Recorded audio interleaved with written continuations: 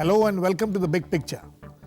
In the life of an organization, completing 25 years is certainly a landmark, and for the Securities and Exchange Board of India, or SEBI as it is popularly known, it indeed is a time to reflect on its past and look ahead too.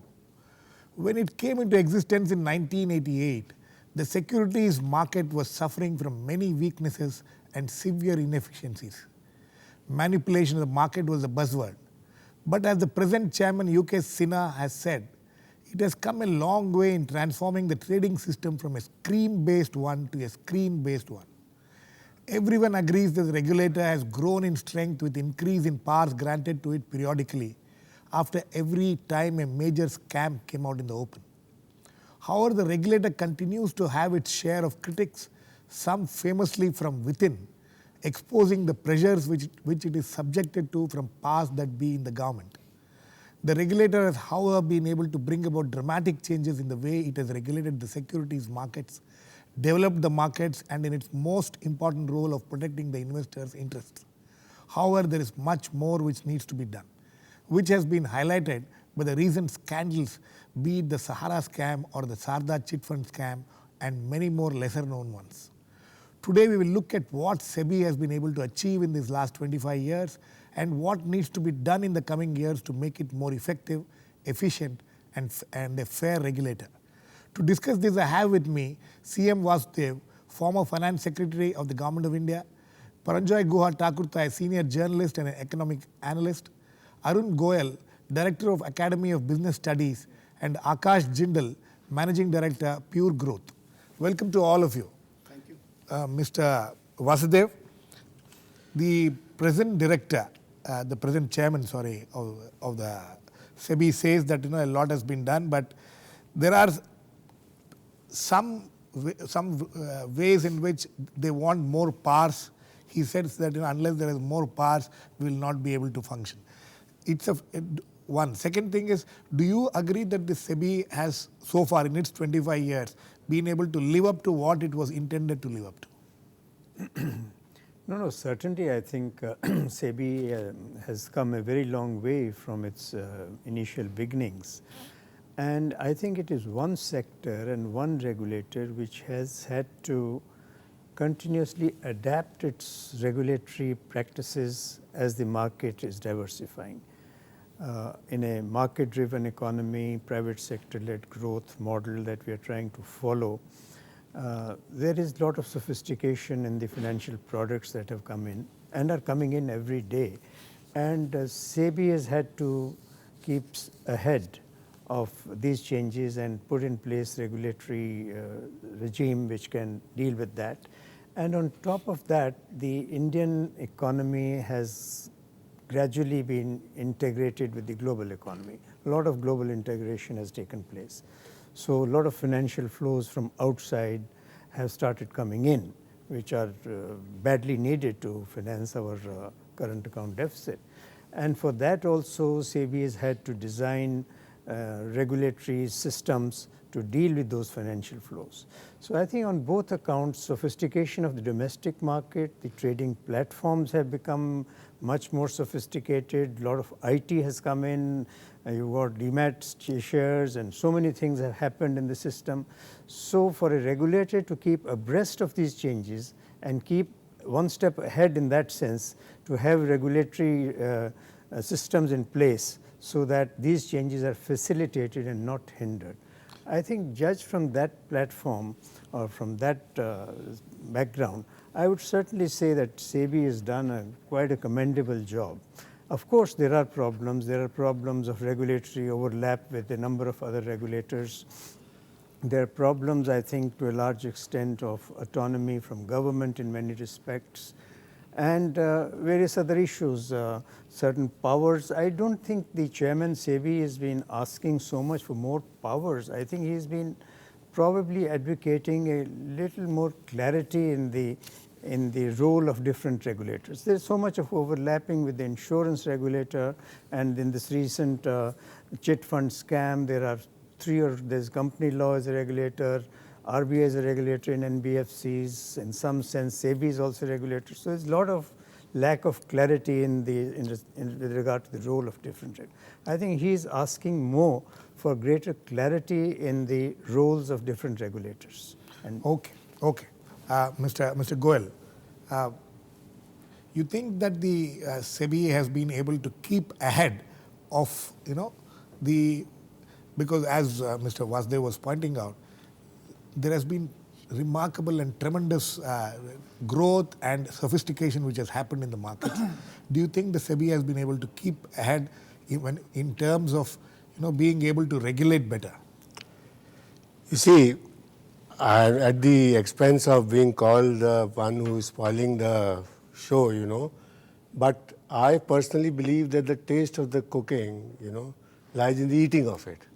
See, today you look at the stock market, you look at the savings, you look at the investments, and we are in a situation where, the whole country is in a moribund state, so to say, A lot of young people from Kashmir, Gujarat, Rajasthan, Tamil Nadu, they come and sit on the screen and, they are speculating, become gamblers. Whereas the public savings, which should go into the stock market and which should fund, productive activities, unfortunately, there are hardly any IPOs. Public savings are not coming to the stock market. They are going into gold or they are going into bank fixed deposits. Are you blaming SEBI for this? The SEBI is the regulator. SEBI is the one who is in charge of the show. Now, what is being said, when I was invited to come for this program, see, I don't know everything. I talked to a few people and they told me very frankly that one is that the problem is that SEBI has this slew of regulations, which nobody, even I am supposed to know law, I can't read them, I can't understand what they're talking about. And the ordinary investor, he just doesn't know what's going on. Even the broker doesn't know what's going on, So as a result, they have their set of regulations. But on the ground, something else is happening altogether. That's one problem. The other thing, and of course, the stock market is not supposed delivering what it should be delivering. And then what is it supposed to deliver, according to you? It is supposed to channelize people's savings into the capital market, which are used for productive this thing. New companies should come up and the money should go there and then they should do well and their dividends should go to the investor. This is what it should be doing, channelizing investments. Instead of that, it has become one big gambling casino. Okay, that's interesting what you have said. I'm sure Mr. Vasudev would like to react to it. I'll come back to you, Mr. Vasudev. But let me get Mr. Aakash Jindal in. Aakash Jindal, you are a investor. You advise investors, right? So, do you agree with what Mr. Goyal says that the SEBI has been unable to do what it's supposed to do, regulate savings or bring in savings? You think that's the job of the SEBI? No, or you think SEBI has failed in that? Yeah, I'll answer that also. I do not at all agree to what my friend has said. Because I think SEBI, firstly, has been doing a wonderful job. See, I have been a stock market investor, firstly, for all these years. And let me tell you certain achievements of SEBI. I mean, with due regards to all my three co-panelists, I have been the person who have been actually having the feel of things. Now, the first achievement of SEBI was dematerialization. Though apparently it may seem that it's only technology, but it has made a lot change for investors. Because I'll tell you, as an investor, initially in early 90s, late 80s, you buy shares and you send them for transfer and it used to take around 3 months for getting them transferred. And that was a dilemmatic situation because in case you expect a share price to go up in 1 month, what do? If you keep the shares... That has completely dramatically changed. Those things have dramatically changed. And as far as stock market is concerned, I don't at all endorse my learned friend's view it's a gambling thing. It is very much a regulated market. Money is being channelized. I'll give you an example of mutual funds. Mutual funds again are being regulated by SEBI. You can start an SIP with as less as 500 rupees. We have investors in small towns of Rajasthan, Bihar, Punjab, even West Bengal. We have been talking about Sharda and all that. So they are investing through SIP. And SIP has made people aware about stock market. And the money has gone into nation building also. Many huge IPOs. Money has gone to corporate sector. Large refineries, large steel plants have been put up. So SEBI as a regulator, I think they have been doing an excellent job. Dematerialization, one thing. Faster settlements. Now let me update my friends. Our settlements are even faster than some of the Western countries. Yes. Than FIIs. Getting the money of FIIs here. See, now we deserve that money because we are growing faster than Europe, than US, and SEBI has made regulations very good. So I think SEBI has done a good job. And as far as growing the money of investors is concerned, see, all of us know, I mean, that is something which markets have to see, whether the money grows or not, and the investors' money have grown. Now, the simplest example is So you don't think the SEBI can be blamed for the present state of market conditions which Mr. Goyal is talking about? with due regards to my friend, no. No, A okay. regulator, how can a regulator be blamed for a particular level of the Sensex? I mean, Okay, Paranjoy. Girish, yes, the SEBI has, initiated modern technology. It's done it better than many other countries, including developed countries. Exactly. Yes, dematerialization, paperless trading, shorter settlement cycles, better systems. Yes, I acknowledge all this. More transparency of the companies All also. right. Let me tell you where the government has been singularly unable to get its act together, and then I'll tell you where SEBI has miserably failed. Firstly, the government has dragged its feet in empowering the Securities and Exchange Board of India. Unlike its counterparts say in the US, like the Securities and Exchange Committee. Let me give you some facts. You had a Capital Issues Control Act which was enacted in 1947, the year in which the country became politically independent. You had a controller of capital issues in the Ministry of Finance till then, who was supposed to be the quote-unquote regulator. You set up SEBI first as a non-statutory body. It had no statutory powers. Right. You had a scam, Harshad Mehta scam. Then you had a SEBI Act. And therefore, though it was established in the year 1998, it got powers in 1992, Right. by which time a major scam had taken place. Thereafter, what you see, I mean, I'll give you some examples of Every where, time there has been a Ketan Parikh scam happened, correct. Ashwin Mehta happened. You Ketan- wait for a every scam time to scam to happen, then you Then you suddenly strengthen the You know, SEBI. if That's you what go has through, happened. if you go through the records, Now it's one sufficiently minute, strong. one It minute. is sufficiently strong now. 1 minute, sir. Let me finish. Okay. If you go through the old records of the Joint Parliamentary Committee under the late Ramnivas Mehta, you'll see the number of letters that Mr. GVD or Ramakrishna wrote to Montek Singh Ahluwalia saying, give us some powers. We can't do anything. I think the biggest failure of the SEBI is Indian investors have run away from the capital markets.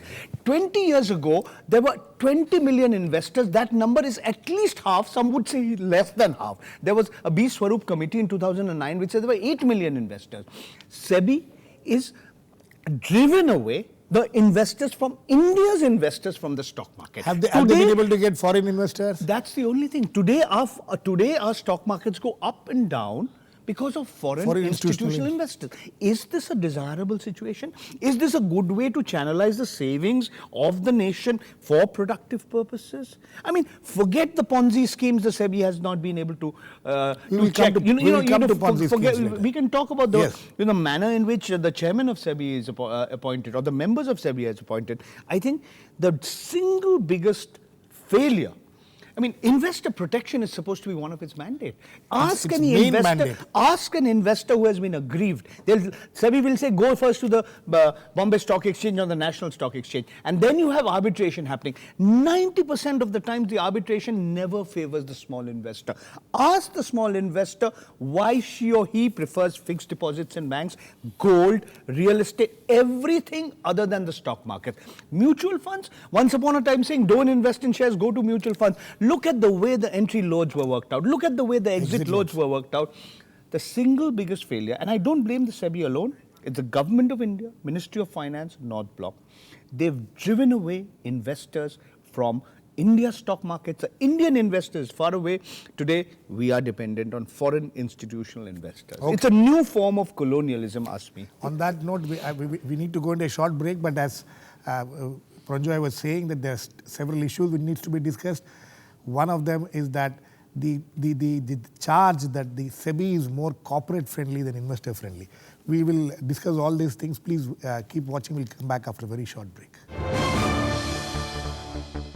Welcome back. We are discussing the 25 years of SEBI which is being celebrated today and asking the question, what does the regulator need to do in the coming years?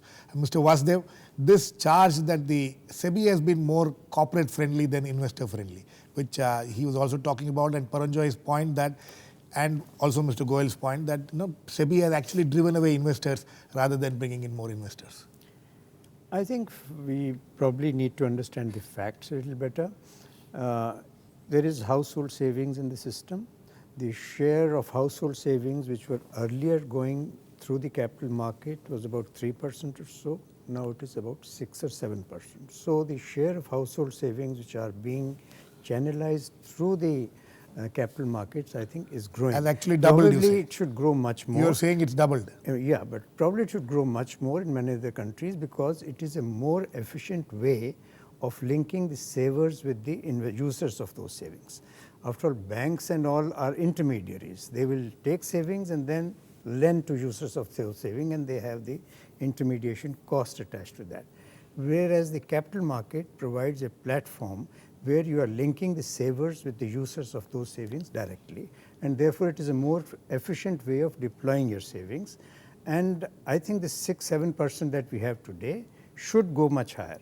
But one needs to also recognize that unlike banks, I think the capital market is so much more prone to the other risks of the other macroeconomic indicators. The volatility. Volatility, whether it is interest rates or whether it is inflation, whether it is exchange rate, the perception of the investors, what will happen to its savings if it links, Sir, if it roots just one point. Just 1 minute. Okay. If it roots its savings to the capital markets, then it has to contend with those risks himself. Whereas if you put in a bank in a fixed deposit, the risks are taken care of in that. So therefore, today 40 to 40% of our household savings are going to the banking sector, which is very high. No, Mr. Vasudev, it's nothing new. Everybody knows what you explained about the nature of capital markets. Yes. Is known to everybody. And Correct. how is it that, as Paranjoy was pointing out, from 20 million investors, we come down to 8 million. Why has that happened? Even when 20 million people were investing, they knew all these problems or whatever you want to call it about a capital market. I don't know the number of investors. If he's saying his numbers must be correct. The Must be 1992 correct. study was done by SEBI. I'm sure it must be correct. 2009 was the B. Swaroop committee. I'm sure it must be correct. But I'm also giving the other number, that the share of household savings which are being channelized through the capital market has grown from 3% to 6-7%. Now, if in that process the number of Investors have has come down, I think one will have to understand why it has happened and what is the reason behind I'll let Mr. Goyal, why do you think it has happened, if it has happened that way? No, The investors have come down, the investments have gone up. See, Mr. Vasudev And if that is the case, then your theory that they have driven investors, number of investors may have gone down, but the investments have gone up. See, Mr. Vasudev is right in that sense that you can't put the whole blame at SEBI's door. You see, if the market has come down because internationally, stock markets are coming down all over the world, and Indian market is also coming down. So SEBI cannot put it up. SEBI is not a player in the market to pull up the stock market. But the point here is that now, for example, lots of things are being said, finance ministry interference. Now, I do a lot of work for the finance ministry. I go there regularly. And SEBI also, I have been visiting. SEBI has got 600 people. It has got the expertise to regulate. Finance ministry people come and go. You see, it's got hardly any staff. So what you really need is something like a stock market police that have initial launches investigations and make sure that everything is fair.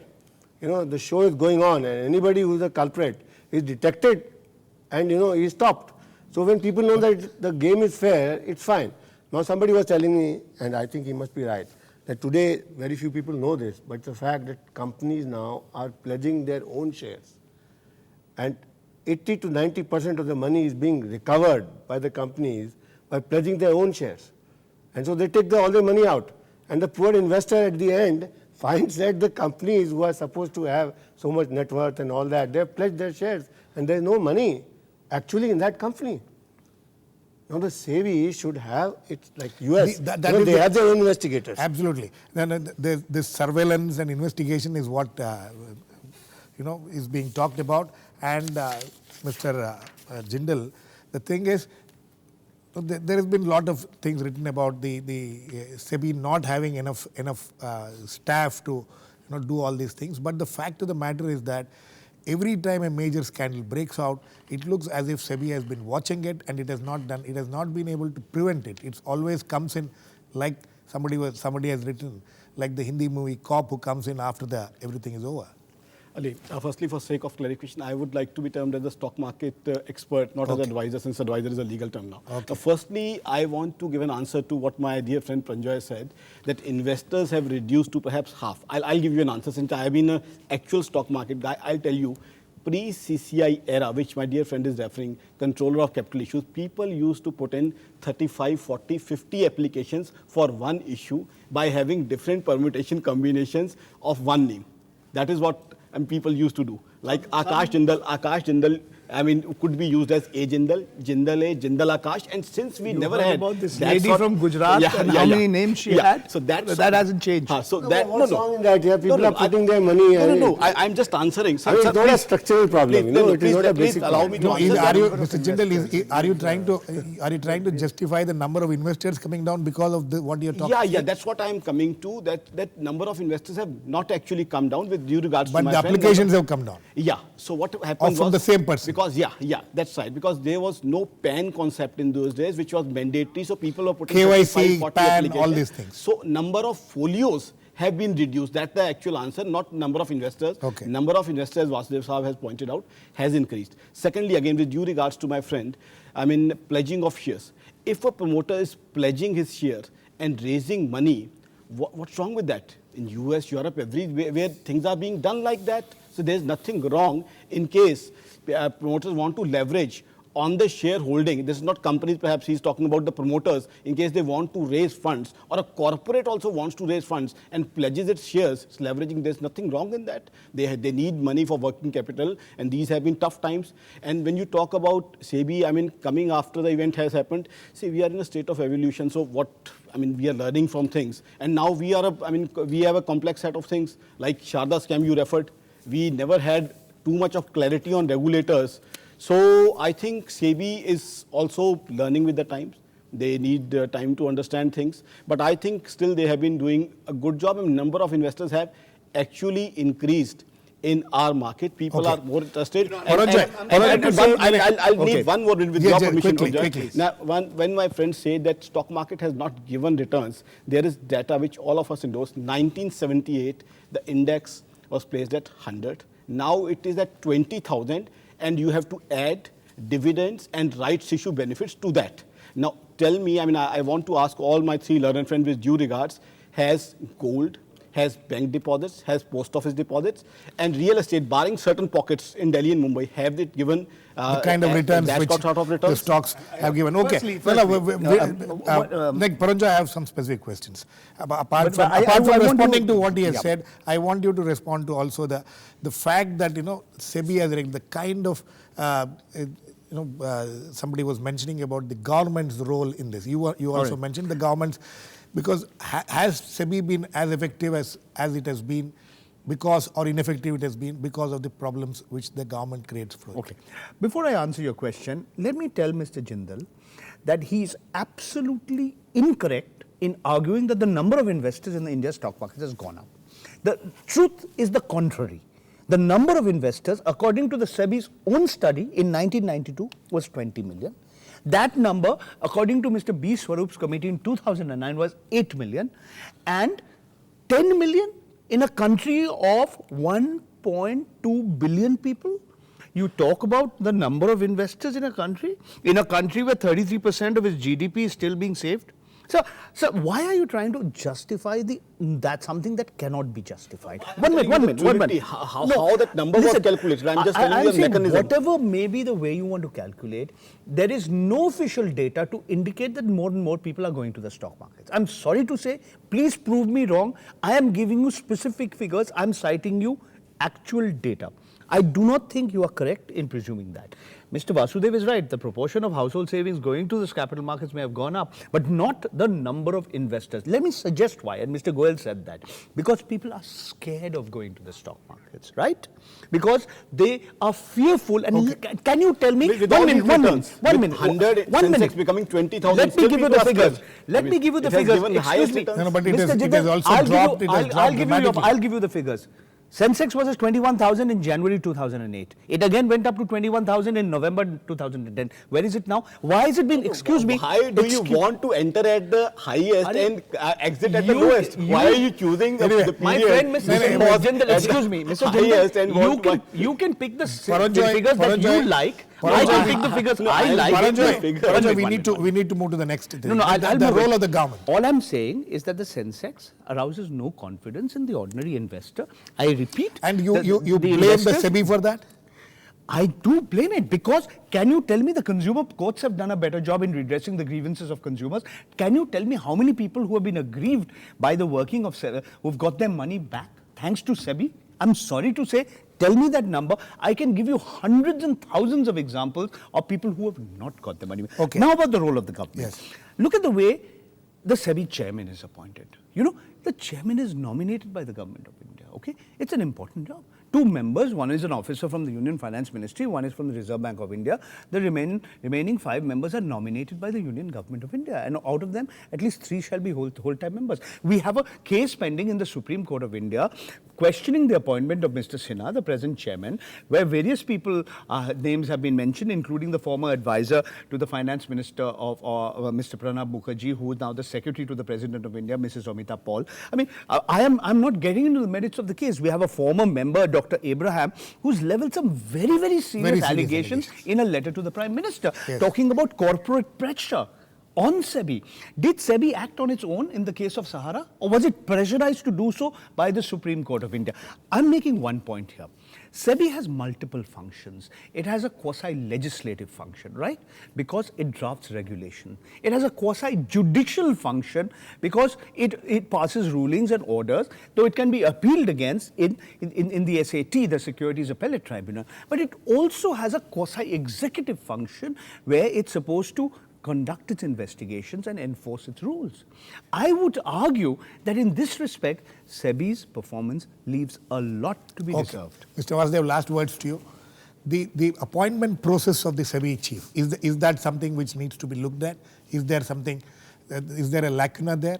No. Does it result in any way, does it bring down the efficiency of the functioning of the SEBI in any way? You know, I think independence, autonomy of any organization is quite closely linked to the process of appointment of the chief and the term that is given to the chief. If he is appointed by the government in a non-transparent manner and his term can be curtailed at any time at the whims of the government, then of course any talk about autonomy of the regulator, I think, is meaningless. Okay. So I think there is a need for greater transparency, a collegial system of selecting the chairman SEBI, giving him a fixed term, and I think then he will have a greater degree of autonomy. Okay. On that note, we need to end. The greater degree of autonomy is what is necessary from what Paranjoy was suggesting about a letter from a member of the SEBI board, which was a very serious matter. That also relates to the kind of the way the SEBI's chairman are appointed. Anyway, SEBI still has done a remarkable job to a great extent in the last 25 years. The way things have changed in the stock market, as Mr. Jindal was pointing about, was much more needs to be done. Thanks to all my guests, Mr. CM Vasudev, Mr. Goyal, Mr. Jindal and Paranjoy. Please keep watching. We'll come back with another issue on Big Picture, same time on Monday.